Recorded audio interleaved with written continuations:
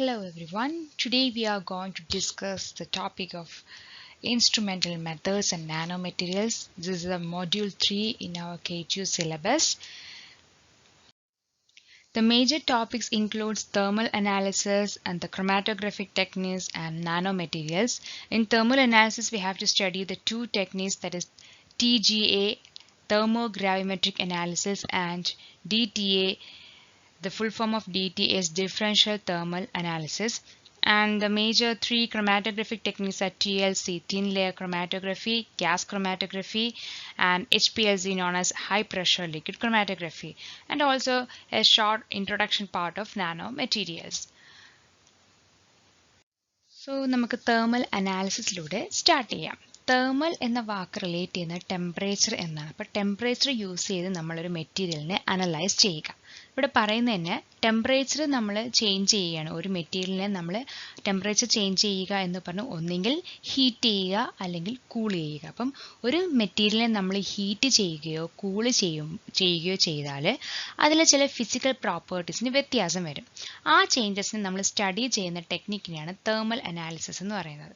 Okay, ഓരോ ടെക്നിക്കും അതിൽ വരുന്ന ഓരോ ഫിസിക്കൽ പ്രോപ്പർട്ടീസിന് വ്യത്യാസം വരും. മേ ബി ചിലപ്പോൾ അതിൻ്റെ ഹീറ്റിനായിരിക്കും ചേഞ്ച് വരിക, അല്ലെങ്കിൽ അതിൻ്റെ മാസിനായിരിക്കും ചേഞ്ച് വരിക. ഓക്കെ, നമ്മൾ ഹീറ്റ് ചെയ്യുന്നതിനനുസരിച്ച് ചില മെറ്റീരിയലിൻ്റെ മാസിന് ചേഞ്ച് വരികയാണെങ്കിൽ അതും ആ മാസ് ചേഞ്ച് വരുന്നതിനെ അനലൈസ് ചെയ്ത് നമ്മൾ ആ ഒരു മെറ്റീരിയലിൻ്റെ പല കാര്യങ്ങളും പഠിക്കും. ഇതിനെയാണ് തേർമൽ അനാലിസിസ് എന്ന് പറയുന്നത്. ടെമ്പറേച്ചറിൻ്റെ ചേഞ്ചിനനുസരിച്ച് നമ്മൾ ആ മെറ്റീരിയലിൻ്റെ ഫിസിക്കൽ പ്രോപ്പർട്ടീസിനെ കുറിച്ച് പഠിക്കുക. ഓക്കെ, തേർമൽ അനാലിസിസ് വെച്ചിട്ട് രണ്ട് ടെക്നിക്കലാണ് നമുക്ക് ഈ മൊഡ്യൂളിൽ പഠിക്കാനുള്ളത്. ഒന്ന് തെർമോഗ്രാവിമെട്രിക് അനാലിസിസും രണ്ടാമത്തേത് ഡിഫറൻഷ്യൽ തേർമൽ അനാലിസിസ് അഥവാ DTA എന്നും. ഇതിൽ പ്രിൻസിപ്പിൾ എന്ന് പറയുന്നത് ഒരു മെറ്റീരിയലിനെ നമ്മൾ ഹീറ്റ് ചെയ്യുകയാണ് എങ്കിൽ ടെമ്പറേച്ചറിന് വ്യത്യാസം വരുത്തി കഴിഞ്ഞാൽ ആ മെറ്റീരിയലിൻ്റെ മാസ് ചേഞ്ചോ അല്ലെങ്കിൽ ഹീറ്റ് ചേഞ്ചോ ആയിരിക്കും മെഷർ ചെയ്യുന്നത്. ഇതിലേതെങ്കിലും ഒരു പ്രോപ്പർട്ടി മെഷർ ചെയ്തിട്ടാണ് ഈ രണ്ട് ടെക്നിക്കും അനലൈസ് ചെയ്യുന്നത് അല്ലെങ്കിൽ വർക്ക് ചെയ്യുന്നത്. Okay. First one is thermogravimetric analysis.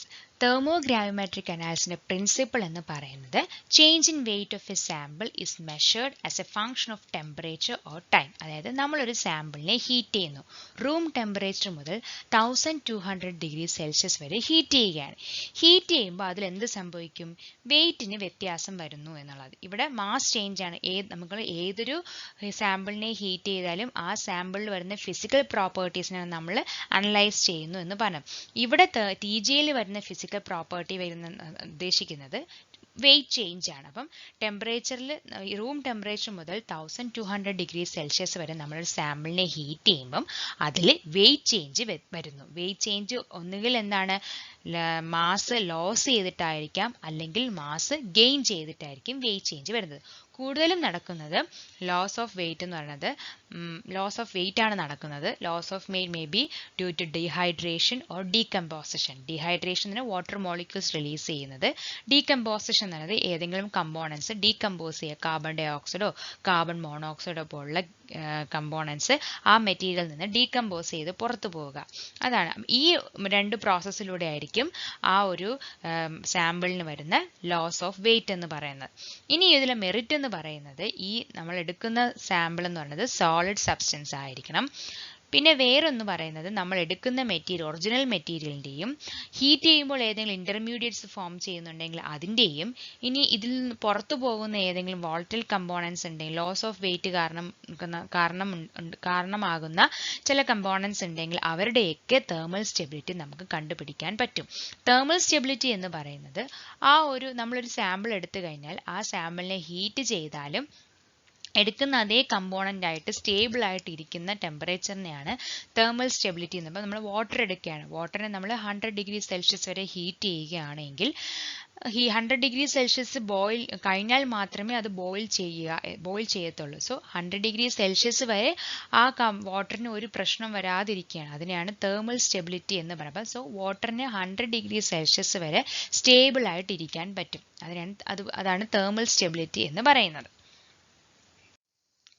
Next one is the instrumentation of TGA.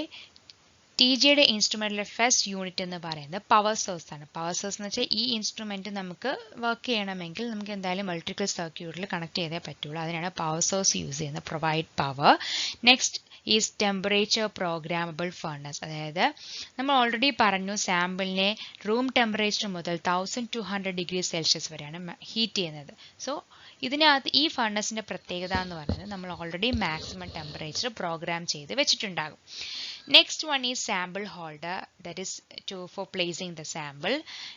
അടുത്തതായി നമ്മൾ ഇതിനകത്തോട്ടൊരു എൻവയോൺമെന്റ് കൺട്രോളർ യൂണിറ്റ് ഫിക്സ് ചെയ്ത് വെച്ചിട്ടുണ്ട്. അതായത് നമ്മുടെ ഈ സാമ്പിളിന് ചുറ്റും ഒരു കോൺസ്റ്റന്റ് ആയിട്ടുള്ള ഒരു അറ്റ്മോസ്ഫിയർ, ഇനേർട്ട് അറ്റ്മോസ്ഫിയർ പ്രൊവൈഡ് ചെയ്യണം എപ്പോഴും. അതിന് വേണ്ടിയിട്ടാണ് എൻവയോൺമെന്റ് കൺട്രോളർ യൂണിറ്റ് ഉള്ളത്. അത് ചെയ്യുന്നത് നൈട്രജനോ ഹീലിയമോ പോലുള്ള ഗ്യാസസ് പ്രൊവൈഡ് ചെയ്തുകൊണ്ടിരിക്കും.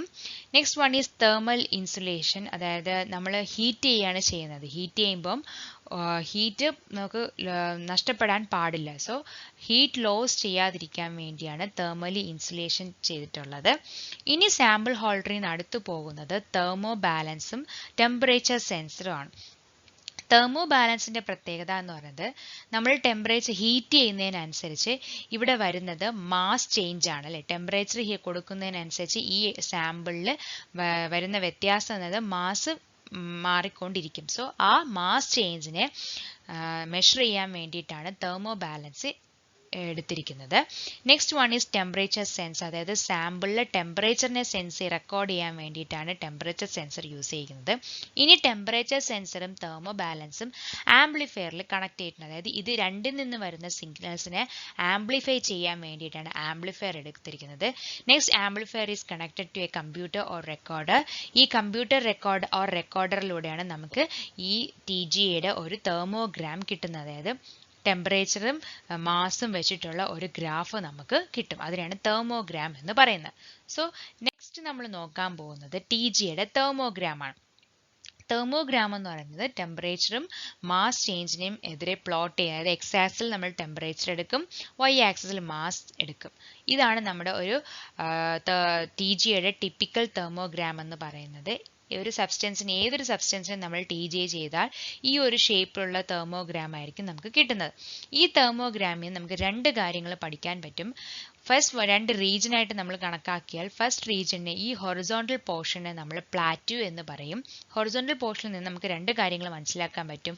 ഒന്നെന്ന് പറയുന്നത് അവിടെ മാസ് ചേഞ്ച് ഇല്ല, മാസ് കോൺസ്റ്റന്റ് ആണ് എന്ന് പറയാം.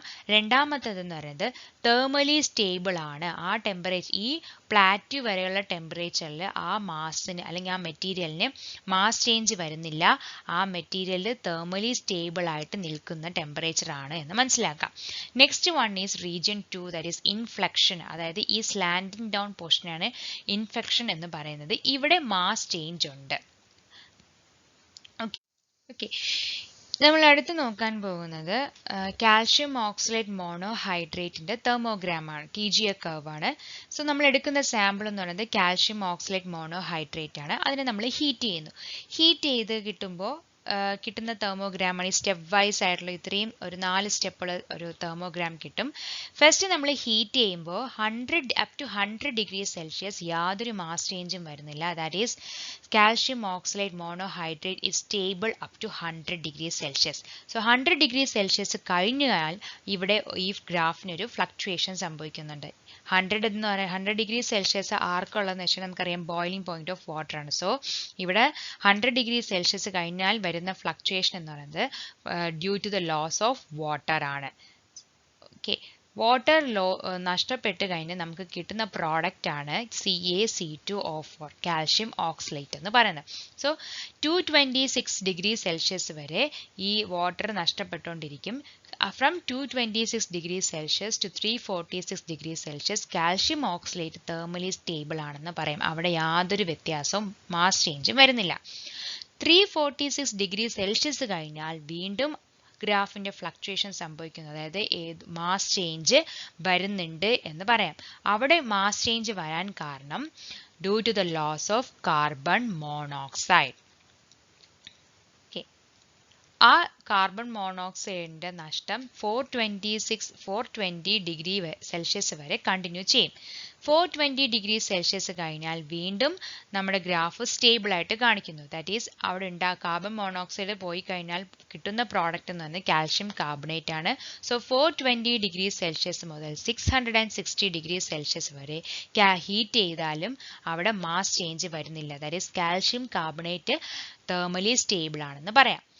ആഫ്റ്റർ 660 ഡിഗ്രി സെൽഷ്യസ് വീണ്ടും ഫ്ലക്ച്വേഷൻ സംഭവിക്കുന്നുണ്ട്. അവിടെ വരുന്നതെന്ന് വെച്ചാൽ അവിടെ വരുന്നത് മാസ് ചേഞ്ച് ഉണ്ട്. അവിടുത്തെ മാസ് ചേഞ്ച് കാരണക്കാരൻ എന്ന് പറയുന്നത് ലോസ് ഓഫ് കാർബൺ ഡയോക്സൈഡ് ആണ്. ഓക്കെ, കാർബൺ ഡയോക്സൈഡ് പുറത്തു പോയിട്ടാണ് അവിടുത്തെ മാസ് ചേഞ്ച് വരുന്നത്. സോ കാർബൺ ഡയോക്സൈഡ് പുറത്തു പോയി കഴിഞ്ഞാൽ നമുക്ക് കിട്ടുന്ന പ്രോഡക്റ്റ് എന്ന് പറയുന്നത് കാൽഷ്യം ഓക്സൈഡ് ആണ്.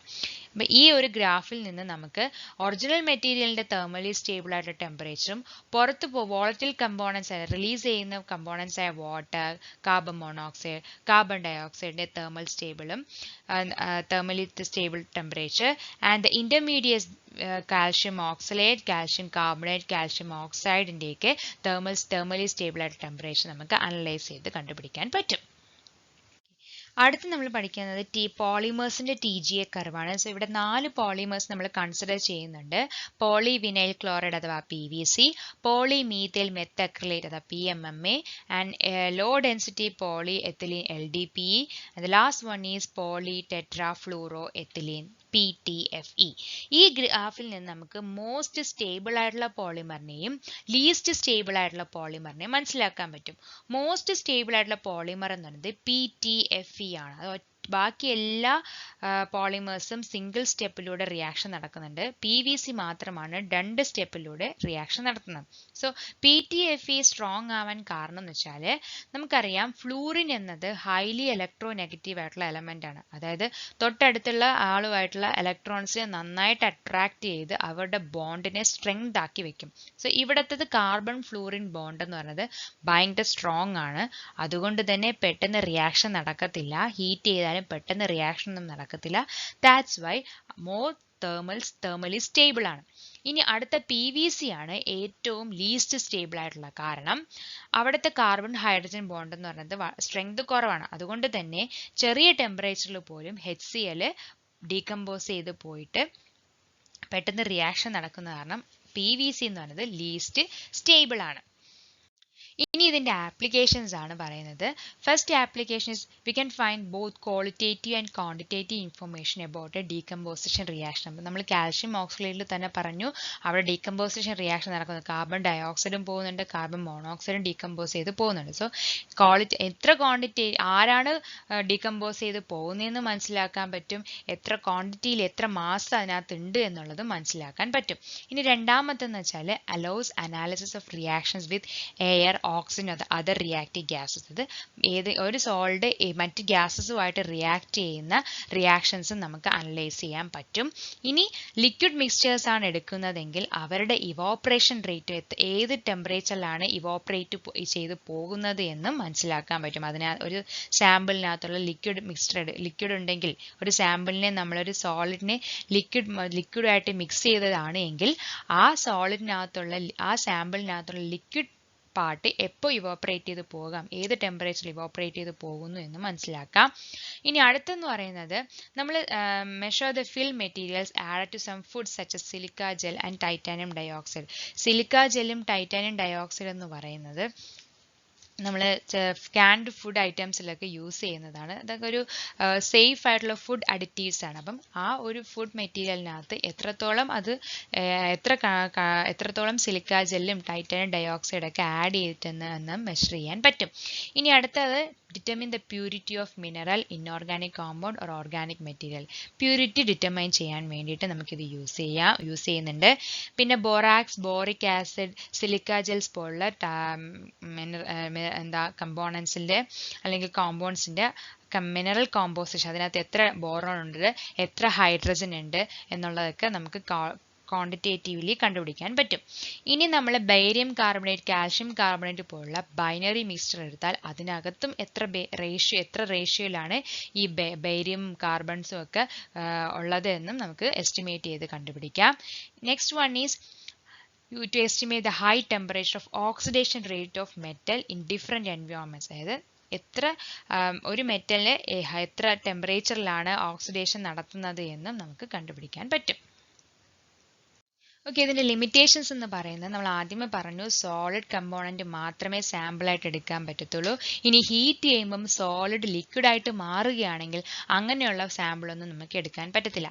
ഇനി അടുത്ത് ക്രിസ്റ്റലൈൻ ട്രാൻസിഷൻസ്, അതായത് ഹീറ്റ് ചെയ്യുക കൂൾ ചെയ്യുമ്പോൾ ക്രിസ്റ്റൽസ് പ്രൊഡ്യൂസ് ചെയ്യുന്ന സോളിഡ് ആണ് എങ്കിൽ മെറ്റീരിയൽ ആണെങ്കിൽ അതിൻ്റെയും ടി ജിയെ നമുക്ക് അനലൈസ് ചെയ്യാൻ പറ്റത്തില്ല. ഇനി പോളിമേഴ്സിന്റെ ടി ജി എടുക്കുമ്പോൾ പോളിമറിന്റെ മെയിൻ ഇമ്പോർട്ടൻ്റ് ആയിട്ടുള്ള ഒരു ടെമ്പറേച്ചേഴ്സ് ആണ് ഗ്ലാസ് ട്രാൻസിഷൻ ടെമ്പറേച്ചറും ക്രിസ്റ്റലൈസേഷൻ ടെമ്പറേച്ചർ. അതായത് നമ്മൾ പോളിമറിനെ ഹീറ്റ് ചെയ്യുകയാണെങ്കിൽ ആ പോളിമർ ഒരു ഗ്ലാസി സ്ട്രക്ചർ ആയിട്ട് മാറും.